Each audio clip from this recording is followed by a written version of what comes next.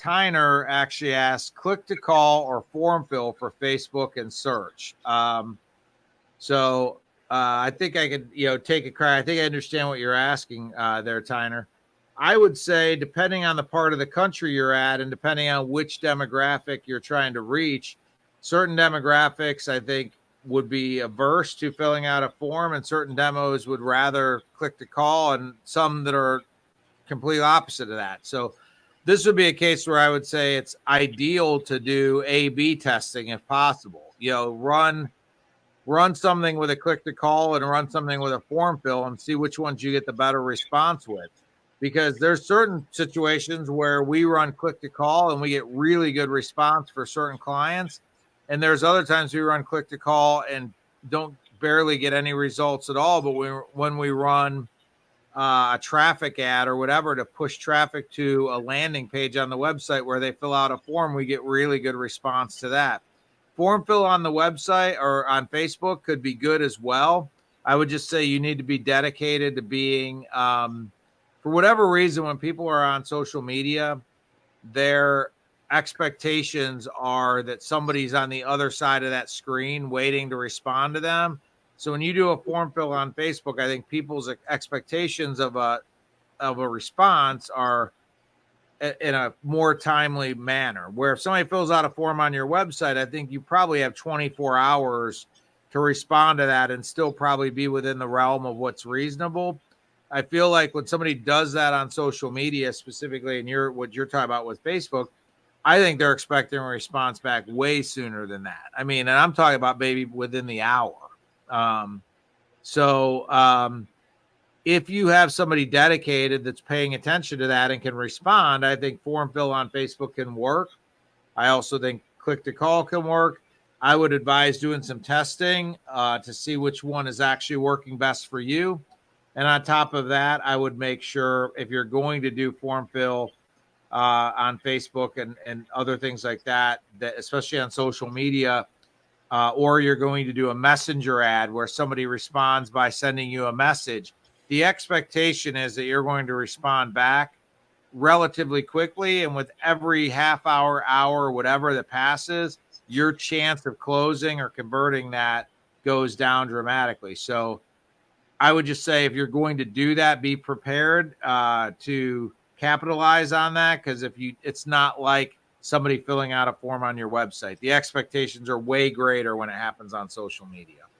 I was going to say too, and with it on social media, make sure that form is much smaller than what it would be on your website.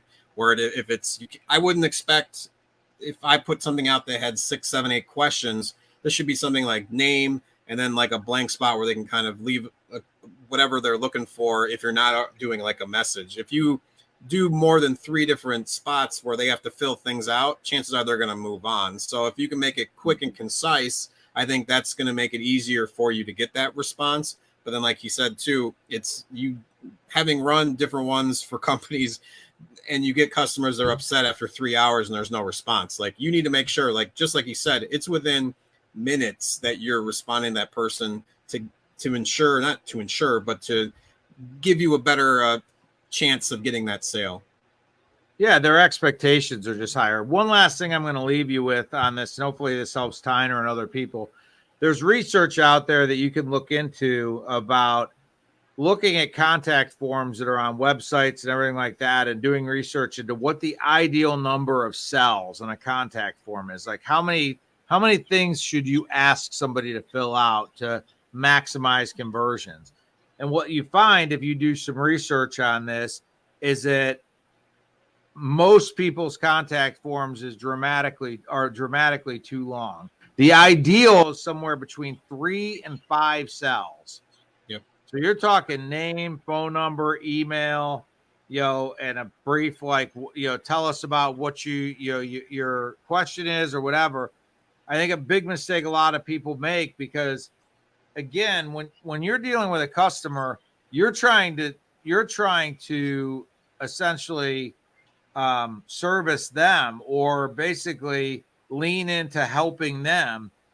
A lot of times when somebody has a big form with a bunch of questions and things like that, what you're trying to do is make it easier for you, because you want to have all this information before you even reach out to the client.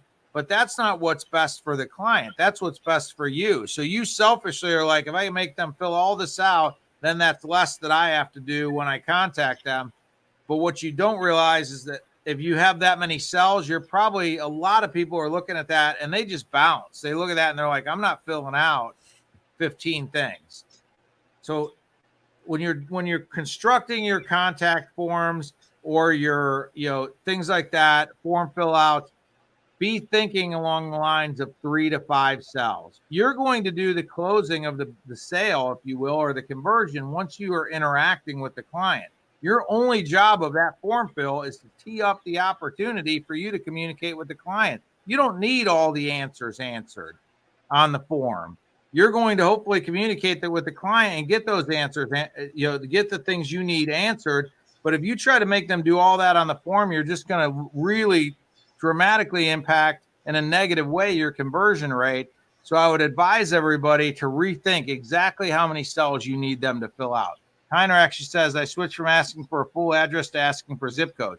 Yeah, great point. I mean, if you in fact are going to talk to somebody and try to pursue this sale, you've got plenty of time to get their address. You don't need to know their address. A zip code gives you all that you need to know roughly where they're at. Again, just rethink that. I think that's a brilliant thing that Tyner said. A lot of people want address, they want phone numbers, they want, and it's just like, I like to ask, I tell people, if you want to get it to 5 cells, name, phone number, email address, zip code, and preferred way of communication, email, text, or phone call. Some people don't want to be called because they don't want to be disrupted. They want a text or they want an email.